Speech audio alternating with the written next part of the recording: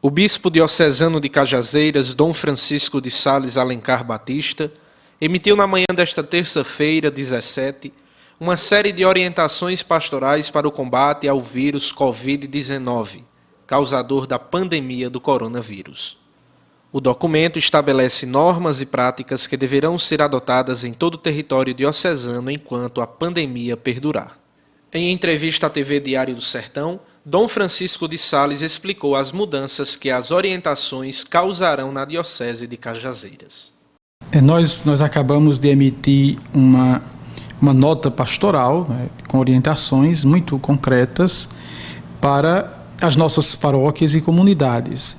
A primeira orientação é o respeito, eu diria quase que radical, àquilo que nos orientam as autoridades sanitárias, as decisões que são tomadas tanto em âmbito nacional quanto em âmbito estadual e também em âmbito local, né? As várias prefeituras estão emanando decretos restringindo, sobretudo, a aglomeração de pessoas. Então nós pedimos que cada paróquia, cada comunidade, com muita responsabilidade, né, com um dever de consciência, né, diante daquilo que se configura também no nosso país, que é a expansão quase que incontrolável, a gente sabe disso, né?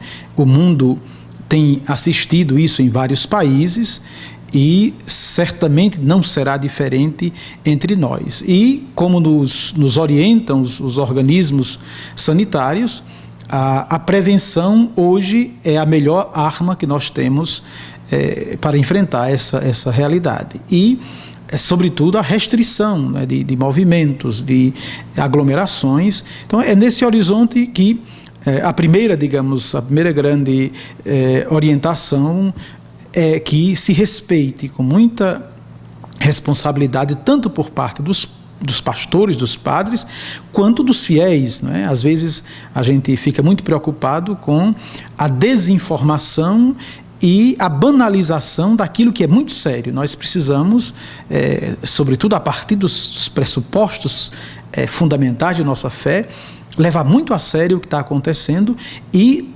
contribuir a partir do lugar onde nós estamos com muita responsabilidade para que juntos possamos vencer esse mal que está assolando o mundo. Dom Francisco, nessas orientações que o senhor emitiu nesta terça-feira, muita gente ficou se perguntando, e os ritos litúrgicos da Santa Missa permanecem os mesmos? Há alguma modificação? Veja bem, a Eucaristia será celebrada como de praxe, não é? Uma das orientações sobre, especialmente aqueles dois espaços de contato mais direto, que é o abraço da paz, né? Já começando pela acolhida daqueles que estão na pastoral da acolhida, então cuidado para que se sigam as orientações sanitárias, de toque, de limpeza, isso a gente tem pedido. Depois, a orientação para que a comunhão, a recepção da Sagrada Comunhão, seja na mão, né? Inclusive nós citamos na nossa nota um texto antigo das catequeses de São Cirilo de Jerusalém, que lá nos indicava já naquela época como receber a Sagrada Comunhão na mão.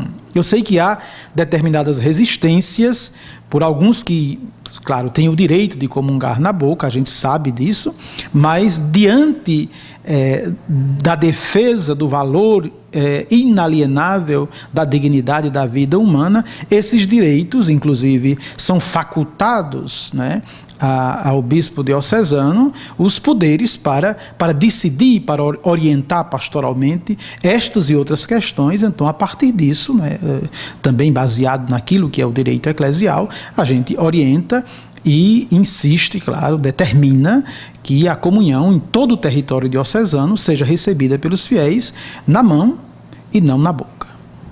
Algumas dioceses adotaram também essas mesmas medidas e pediram que os padres aumentassem o número de missas durante o final de semana, principalmente no sábado e no domingo. Nessas orientações, o senhor também pede que os padres possam aumentar esse número de missas. Como seria e como se dará todo esse processo, Dom Francisco? A gente pede e deixa assim ao critério e ao arbítrio de cada padre, né? Nós temos uma realidade muito diversa na diocese, são contextos onde uma missa só é suficiente para, digamos, diluir um pouco mais a participação dos fiéis, sem congregá-los de forma maior, né? E há realidades nas quais as igrejas estão superlotadas, inclusive durante as missas dominicais. Então, o que a gente tem pedido é que os padres, com muita responsabilidade também, façam discernimento juntamente com os fiéis para que se multipliquem, sobretudo no final de semana, as missas, a fim de que todos possam participar de forma segura, como nos pedem as autoridades sanitárias, e assim viverem intensamente a sua vida de fé, sobretudo nesse momento de fragilidade, de medo, né? A gente sabe que o apoio, o suporte daquilo que constitui os fundamentos de nossa vida em Cristo nos sustentarão nesse caminho. Nesse período da quaresma, em que a igreja celebra essa preparação para a Semana Santa, muitas pessoas têm o hábito de ir até o confessionário, se confessar com o sacerdote. Algumas paróquias já tinham agendados os mutirões de confissão. Já houve aqui em Cajazeiras, na Matriz de Fátima, em São João Bosco, na Catedral, e outras paróquias já haviam feito esse agendamento. Eles permanecem? Qual a decisão do Dom Francisco? Nós decidimos suspender todos os mutirões, até porque são momentos de aglomeração dos fiéis, né, advindos de vários espaços das paróquias, e pedimos que os padres, de forma muito serena, tranquila, também, né, dediquem um tempo maior para o atendimento das confissões, né. Conversando já com alguns padres, a gente pensou também em outros momentos, passada essa pandemia e os seus efeitos sobre nós, que a gente organiza, digamos, na festa dos padroeiros, um dia intenso de confissões, um pouco para suprir essa necessidade que é tão intensa nesse tempo, a gente sabe, no tempo da quaresma. Tanto os sacerdotes quanto os fiéis já se preparam desejosos de fazer a experiência da reconciliação para celebrar bem a Páscoa do Senhor. Então, eu diria que a capacidade de se adaptar, não é tempo para grande rigidez, mas pelo contrário, a capacidade do respeito aos fundamentos daquilo que é a nossa fé e a prática de nossa fé, mas também essa capacidade de adaptação a esse momento. É o que a gente tem pedido também e orientado os padres na nossa nota que publicamos. E na Semana Santa, quais serão as modificações? As procissões estão mantidas, a tradicional procissão do Domingo de Ramos, o beijo da cruz, a celebração da paixão do Senhor. Essas cerimônias, essas celebrações litúrgicas, elas também sofrerão mudanças do ponto litúrgico? Sim, nós decidimos não incluir nesta nossa orientação pastoral aquilo que seria a orientação específica para a Semana Santa. Mas nós iremos um pouco assistir o caminhar desta realidade que nos afeta, e em breve iremos, juntamente com os padres, discutir aquilo que será a liturgia da Semana Santa nesse contexto. Dependendo do avanço ou não, a gente vai emitir, claro, um decreto diocesano normatizando as cerimônias da Semana Santa. Certamente o beijo da cruz, procissões, nós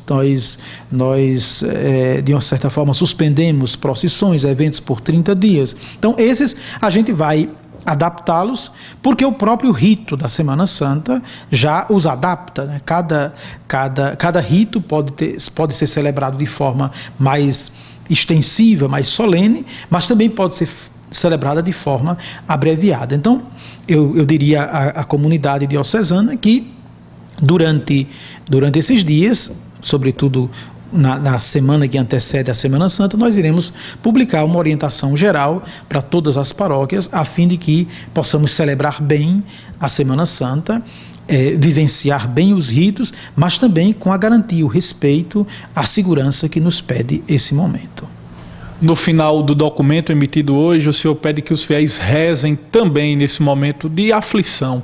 Qual a mensagem que o senhor deixa para toda a comunidade, aos homens e mulheres de bem, como o senhor disse no documento? Veja bem, talvez antes desta menção final à oração, É bom lembrar que no documento também a gente dispensa os idosos do preceito dominical, não é? A gente pede, sobretudo, a gente sabe que no avanço da pandemia, os idosos e aqueles que estão em situação de vulnerabilidade na saúde são aqueles que estão mais em risco. Então, nós dispensamos do preceito dominical, né, as várias rádios, sobretudo aqui em Cajazeiras, mas também por toda a diocese, transmitem as missas dominicais, há outras formas de comunhão com a paróquia nesse tempo. Então a gente pede, inclusive, aos idosos e àqueles que estão mais fragilizados que dediquem esse tempo. A gente sabe, é tempo de quaresma, é tempo de configuração nossa, a paixão de Cristo, né? A falta também da Eucaristia oferecida pela redenção, pela remissão desse mal entre nós, né? E no final a gente pede a oração. Se a gente acompanha desde o Antigo Testamento, né, nos momentos das grandes catástrofes e calamidades, o povo curvou o joelho no chão, jejuou e rezou. A gente pede que todos, nesse momento, né, há um pedacinho da consagração que nós fizemos para que a diocese se consagrasse a Nossa Senhora, que a gente pede que seja rezada essa pequena oração por todos, né? Depois a gente vai publicar nos meios digitais da diocese de forma mais sucinta, cada um pode baixar no seu celular e trazer a lembrança de Nossa Senhora da Piedade, que é a imagem mais bonita para falar desse momento. Nossa Senhora que no seu regaço abraça o corpo exângue de Jesus, quase que dizendo para todos nós: eu estou abraçando essa realidade como mãe, protegendo, cuidando, zelando desta diocese. Então, eu diria que é tempo de intensa responsabilidade e também é o tempo para que nós reflitamos o que Deus está pedindo de nós com essas realidades, não é? Não é que Deus esteja castigando, mas há uma realidade que hoje é mundial, não é? Que afeta a todos nós, e nós precisamos encontrar a voz de Deus nestas realidades. Talvez pensar na vida, como nós estamos vivendo a nossa vida, quais são os valores que nós estamos elegendo para dar sentido à existência. De repente, eu li algumas reportagens da Itália, o pessoal começou a redescobrir nesta solidão, neste isolamento, nesse retiro forçado de um país, valores que tinham sido esquecidos, da proximidade, da convivência, até um sino que começou a tocar em algumas cidades em determinados momentos, lembrar a presença, a voz de Deus que chama e que apela à oração, aos valores da vida que às vezes a gente deixa de cultivá-los no frenesi desse mundo louco no qual nós estamos vivendo. Então eu diria, é momento de profunda reflexão. A quaresma já serve para isso, né? Para que nós possamos com muita responsabilidade entrar em diálogo com o Senhor. E eu diria que o fruto de tudo isso, né, além da grande responsabilidade, da solidariedade que nós devemos ter, sobretudo com os mais sofredores, os mais fragilizados nesse momento, o grande fruto disso deve ser também uma conversão, que é pessoal, mas ao mesmo tempo é uma conversão comunitária, social. Nós precisamos reencontrar também, com muita dignidade, o sentido da nossa convivência como comunidade. Então eu diria que estamos diante desse desafio, que a gente abrace, como eu peço na nossa nota, com um sentido, com um compromisso, com uma responsabilidade muito grande por parte de todos. Cada um, onde está, pode fazer a sua parte. Esse isolamento é temporário e certamente deverá ser redentor para cada um de nós.